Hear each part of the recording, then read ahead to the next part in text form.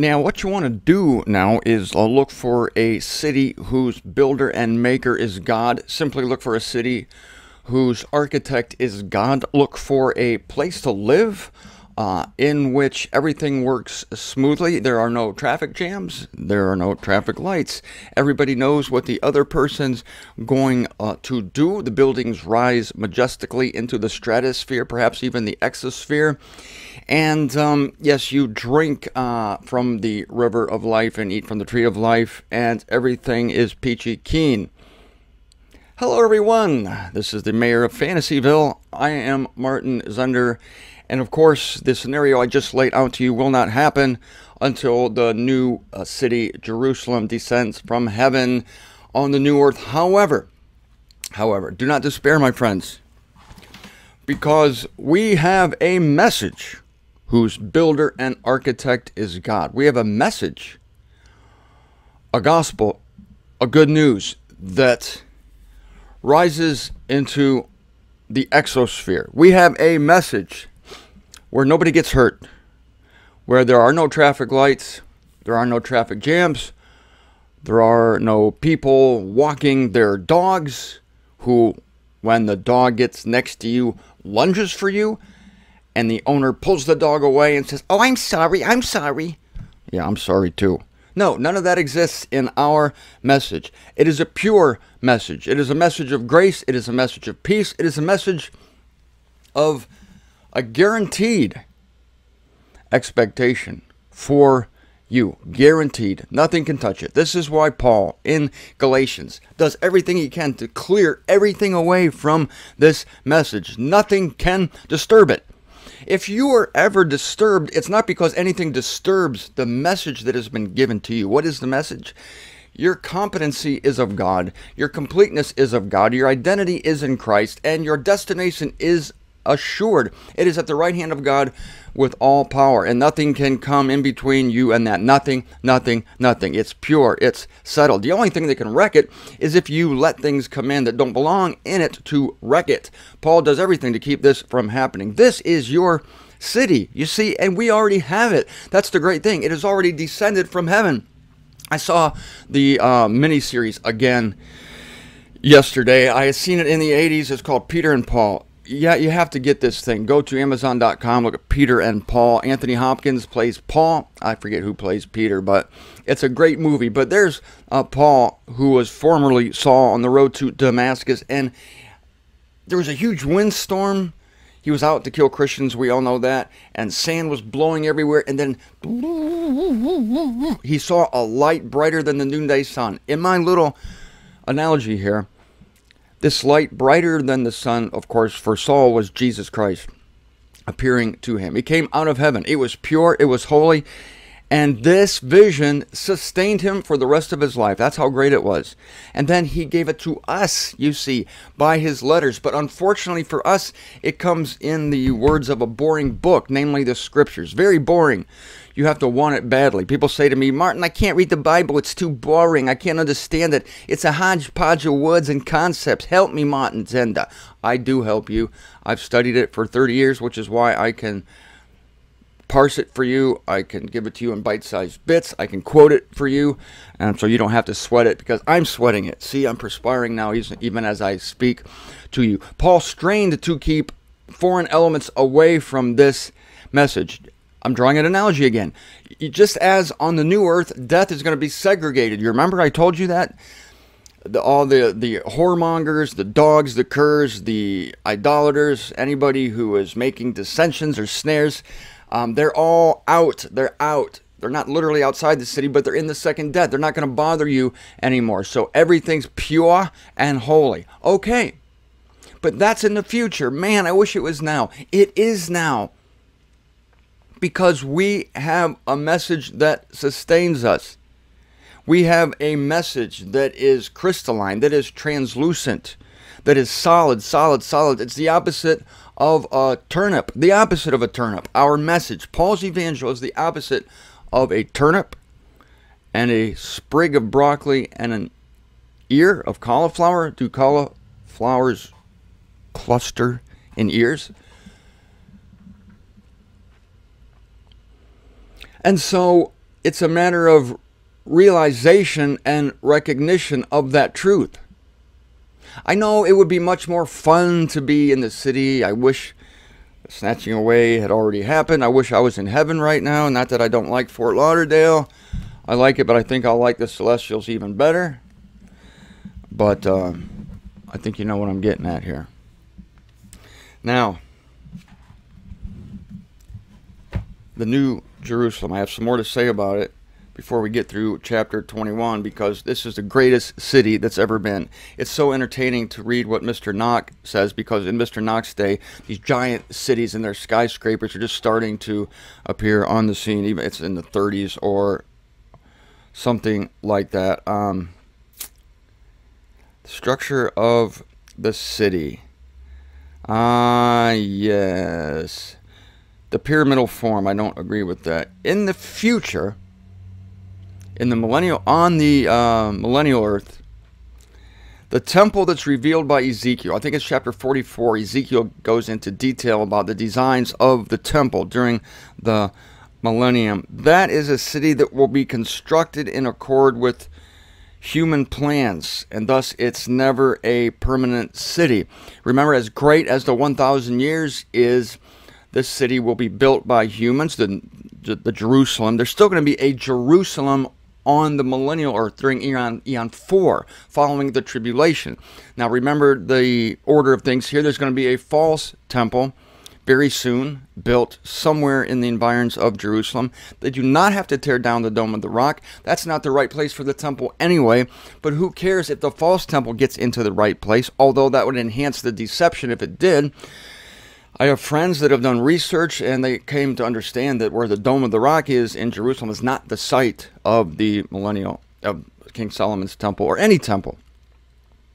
So don't worry about that. But there is going to be a false temple. That's going to be wrecked at the tribulation, and there's going to be a new temple by human design. But it's not permanent, because it gives way. As great as the Jerusalem during the millennium is going to be, the earth is going to be burned up with fire, this present earth, and along with it will go Jerusalem and whatever legit temple was on that earth and in that Jerusalem for the duration of the millennium. It's going to be exploded. It's going to be gone. All the holy sites, forget about it. All the holy sites in Jerusalem, there's going to be no trace of them. The New Jerusalem will have no trace of the Via Dolorosa, the way of sorrows. It will have no trace of the Garden of Gethsemane.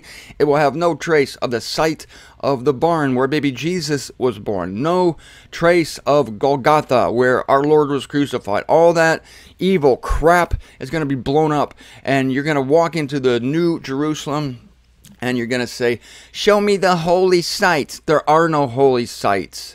Okay, you can read about them in the history books. Someone will have a picture book of the old Jerusalem, even the old Jerusalem of the millennium, if that's what you want. If that's what you want. But because the memories will always be there. Thanks for the memories, but the new stuff is going to be much better. So this is why I read you from the book of Hebrews that even the Hebrews, even the Israelites, are looking for a city whose builder and architect is God. So even some of them were looking beyond the millennium. As great as that temple is going to be, it's a man-made temple. It's of divine origin, just like the tabernacle in the wilderness was a man-made tabernacle, even though the design was of divine origin, but men's hands built it. And they will do the same during the 1,000 years. The hands of men and women, this is not a gender specific, will build the legitimate temple that will exist for the duration of the 1,000 years. However, no human architect, living or dead, could design a city suited to the needs of a nation for many millenniums. And I do want to pluralize it there with an S, millenniums. This New Jerusalem is of divine design. No mortal mind, as great as that mind is, including mine, could conceive a home for myriad billions on a scale so impossible. Remember, as high as the exosphere? or with a cost so unattainable? How much would it cost humans to put up the money to build a city that pierces the exosphere and that as wide as the United States?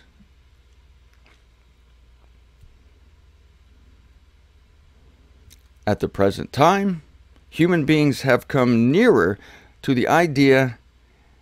This is where I'm quoting from A. Enoch. This is humorous.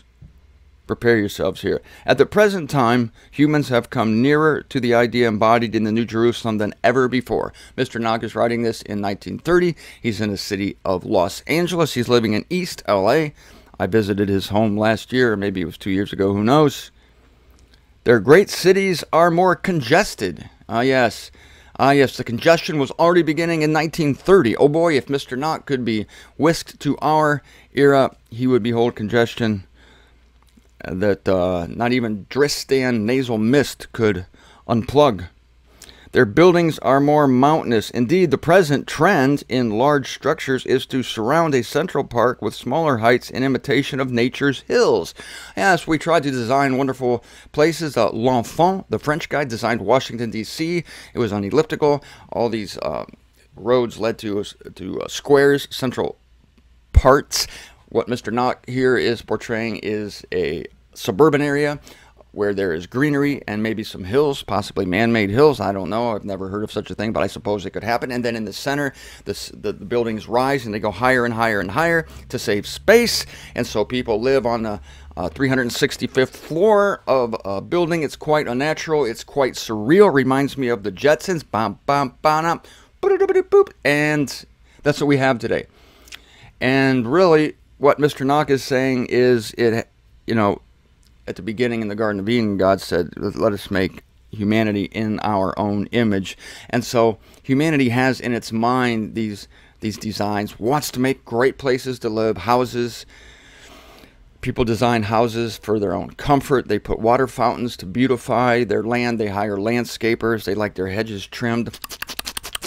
And so it's in humanity. God planted it in humanity. And we only use 1/10 of our brains, except for me. I use 1.5 tenths of my brains, if there is such a thing as 1.5 tenths. So I like the fact, even though this is kind of funny here, that cities are just starting to assume the proportions that we now take for granted in Mr. Enoch's world of Los Angeles, 1930. I still like this idea that humanity is trying, and we don't realize we're imitating God. And it would be easy for Christians to look at anything that's fancy or nice or beautiful and say, oh, that's soulish, that's of the earth. Well, in a way it is. In a way it's soulish to have everything perfect and everything nice and everything clean and everything wonderful. On the other hand, there is something godlike about order. There's something godlike about beauty. Beauty is godlike. I have to admit, I love it when I go to some place like Versailles. I was there in 1978. Last time I've been to Europe, my French club went to Paris, went to Versailles, and the roads there are amazing. The road leading up to Versailles, the palace thereof, lined with trees overhanging. The road is absolutely beautiful. You look at it, and I try not to be impressed by anything on the earth, and yet some things you just can't help being impressed by. Some people really know how to do landscaping. Some people really know how to do architecture, and they overlay it with gold. Where have I heard that before? It was God who told the Israelites to overlay everything in the temple with gold. We didn't come up with that. But see, humanity imitates God. So beauty, I'm not dissing beauty. It's godlike. And the cities I mentioned earlier, Cincinnati and Columbus, Miami is amazing. When you're looking at Miami across Biscayne Bay from Key Biscayne, it's a beautiful city. It gleams like a gem, and it's a brief intimation. I mean, sure, if you go into the heart of Miami, you see there's all sorts of crime and dirty deeds done dirt cheap, but the city itself, if you just get away from it a little bit so you can't hear the sirens, it's nice to look at. And this is just small imitation, a small microcosm of the greatness in the mind of God. It was we've only squeaked out of our little cerebrums and cerebellums and medulla oblongatas a tiny little lemon drop of lemonade imitation of what God is going to do. God's going to take a deep breath and go, whoo, and this city is going to excel Miami by 1,000,000 times, and it's great. And I'm going to come full circle here on this address to you by telling you that if God has conceived anything higher than the message he has given us, we have no hint of it. I believe it is the highest revelation that has come to humanity. Our message, this message, if you can even compare it to a building, I want you to do it. I want you to compare it not to Miami, not to Cincinnati, not to Columbus, not to Houston or Windber, Pennsylvania. I want you to compare it to the New Jerusalem. This message we have of the grace of God, of the promise of God that his love will never leave us, and that no sin can taint God's opinion of us, that no deed of ours, either done dirt cheap or with great expense, could derail God's promise of taking us to his right hand at the top of the universal pecking order. We're going to peck on people from up there. Nothing can stop it. And it's so sure. And so this is so unique in the annals of humanity, where most of the messages are messages of doom that are dependent upon your ability to do a work or perform a ritual or not think of dirty things. It's just everything has a condition except this message. It is unconditional. And I'm not talking about the unconditional as Christians say unconditional, because they don't really mean it. They're hypocrites. They say unconditional, but then they give you all the conditions. No, no, no, no, no, no. That's not what I'm talking about here. I'm talking about a message of solid gold, but you can see through it directly into the mind and the eyes of God. Talking about a message so high that it pierces the exosphere, that when you're standing next to it and look up, you can't see the top of it. You have to get 106,352 miles away from it to even see the top of it. And it's ours. It's ours. And you can't do anything to screw it up. Wow, that's never entered into the mind of anybody. But God put it into the mind of our apostle. And it practically blew his mind. He had to go into the desert to learn more about it. Had to take a deep breath. He wrote it down. It's preserved for us in his 13 letters, speaking of Paul, the apostle, whose Lord appeared to him in a light brighter than the noonday sun. That's our light. And it's shining on us today.